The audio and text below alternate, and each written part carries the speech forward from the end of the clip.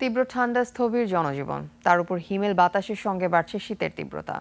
রাত নামলেই পুরো শক্তি নিয়ে হাজির হয় ঠান্ডা। রাজধানীতে তীব্র শীতে ফুটপাতে লাইন ধরে শুয়ে বসে রাত কাটাচ্ছেন দিনমজুর, ভবঘুরে ও রিকশা চালকরা। রিপোর্ট হাকিম মাহির। 72 ঘন্টা ময়েশ্চার লক সমৃদ্ধ লিলি বডি ওয়াশ, শিয়া বাটারের গুডনেস স্কিন রিপেয়ার করে রাখে সফট ও গ্লোয়িং। তারপরে ঠান্ডার মধ্যে ঘুমাই যে আমাদেরকে একটা কম্বল সাহায্য করে, কম্বল গায়ে দিয়ে আমি ঘুমাইতে পারবো। এভাবেই হাড় কাঁপানো শীতে ফুটপাত জীবনের বর্ণনা দিচ্ছিলেন কিশোরগঞ্জের নাইম।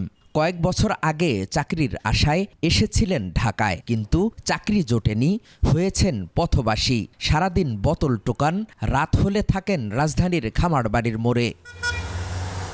তার মতো আরও অনেকে ঢাকার বিভিন্ন অলিগলি ও মোড়ে রাত্রি যাপন করেন।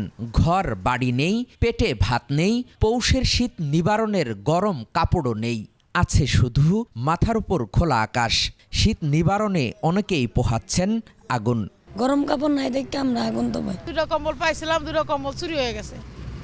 গেছি বাথরুমে, এখান থেকে নাই, নাম করে রাখার জায়গা নাই।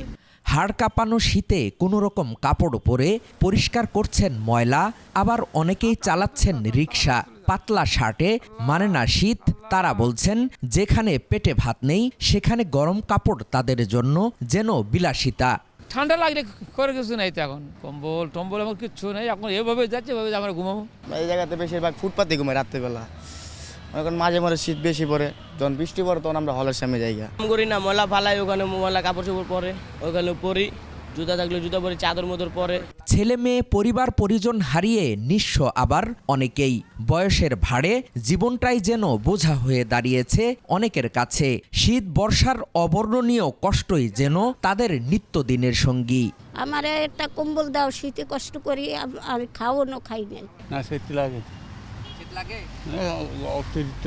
তবে কয়েকজন যুবককে দেখা গেছে মধ্যরাতে শীতার্ত মানুষকে গরম কাপড় উপহার দিতে।